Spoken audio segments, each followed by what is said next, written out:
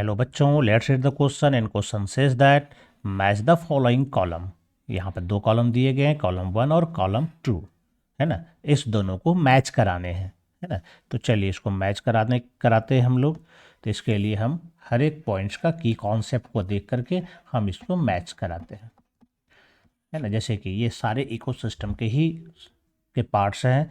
जैसे ए नंबर में हमारे पास दिया गया है इनऑर्गेनिक सब्सटेंस। इनऑर्गेनिक सब्सटेंस का मतलब होता है ये वैसे मिनरल्स की बात हो रही है जो कि एबायोटिक कंपोनेंट का पार्ट है और वह इनऑर्गेनिक होता है, यानी कोई ऑर्गेनिक कंपाउंड नहीं होता है। अगर यहाँ पर अगर देखें तो फर्स्ट नंबर, सेकेंड नंबर भी नहीं है, थर्ड भी नहीं है। थर्ड में सारे के सारे ये जो है ऑर्गेनिक है ना। और इसको देखेंगे तो ये सारे सॉइल फैक्टर है, यानी कि ये सब इडाफिक फैक्टर है। अगर इसको देखें लाइट, टेम्परेचर एंड ह्यूमिडिटी, तो ये सब क्लाइमेट को डिटरमाइन करता है ना। और ये जो है ये इनऑर्गेनिक है हमारा, है ना। तो इनऑर्गेनिक में कौन आ जाएगा? 4 नंबर में जो है हमारे पास, जिसमें कि है कार्बन है, नाइट्रोजन है, ऑक्सीजन है, वाटर है। यह सबको हम लोग इनऑर्गेनिक सब्सटेंस कह सकते हैं, है ना। तो इसका सही ऑप्शन कौन सा हो गया? 4 नंबर। बी नंबर का अगर हम देखें, यहाँ पर है ऑर्गेनिक कंपाउंड। ऑर्गेनिक कंपाउंड का मतलब जिसमें कि कार्बन हाइड्रोजन होता है, वो ऑर्गेनिक कंपाउंड होता है। यह सिंपल भी होता है, कॉम्प्लेक्स भी होता है ना।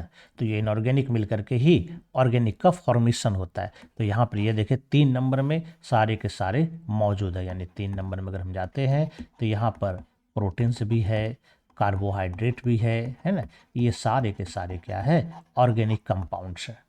फिर अगले नंबर को अगर हम देखें 3 नंबर में, सी के, ये कहता है क्लाइमेटिक फैक्टर। क्लाइमेटिक फैक्टर का मतलब जो क्लाइमेट को डिटरमाइन करता हो, है ना। क्लाइमेटिक फैक्टर का मतलब जो क्लाइमेट बनाता हो, और क्लाइमेट का निर्माण जो होता है यहाँ 1 नंबर ऑप्शन में दिया है। लाइट पर डिपेंड करता है, टेम्परेचर पर डिपेंड करता है, ह्यूमिडिटी पर डिपेंड करता है ना। इसी के आधार पर अलग अलग जगह अलग अलग प्रकार के क्लाइमेट पाए जाते हैं। और लास्ट में हमारे पास डी नंबर में जो कि इडाफिक फैक्टर है। इडाफिक फैक्टर का मतलब क्या हो जाता है? सॉइल फॉर्मेशन वाला फैक्टर, जो सॉइल के क्लाइमेट को प्रभावित करता हो। तो इसमें आप देखेंगे तो 2 नंबर में विकल्प में ये दिया गया है कि सॉइल भी है, उसका पीएच भी मौजूद है, उसका मिनरल्स भी मौजूद है। ये सारा इसके अंतर्गत आता है। तो यानी इसका इडाफिक फैक्टर का कौन सा हमारा हो जाएगा? तो ये 2 नंबर हो जाएगा, है ना। तो अगर यहाँ पर अगर हम विकल्प को देखें, सारे विकल्प को, तो हमारे पास ए का जो आंसर निकल रहा है, ए का 4 नंबर हो रहा है ना। तो ए का 4 नंबर हमारे पास यहाँ मौजूद है और यहाँ मौजूद है। बाकी इसका मतलब ये आंसर हमारा गलत हो गया है, ये भी गलत हो गया है। बी नंबर को देखें तो बी का हमारे पास 3 नंबर में आंसर जाता है, जो कि यहाँ मौजूद है और कहीं नहीं है मौजूद, यानी ये भी हमारा गलत हो गया, यानी कि बी नंबर ही राइट आंसर है। सी का यहाँ पर क्या हो रहा है? सी का 1 नंबर हमारा ये भी मैच कर रहा है।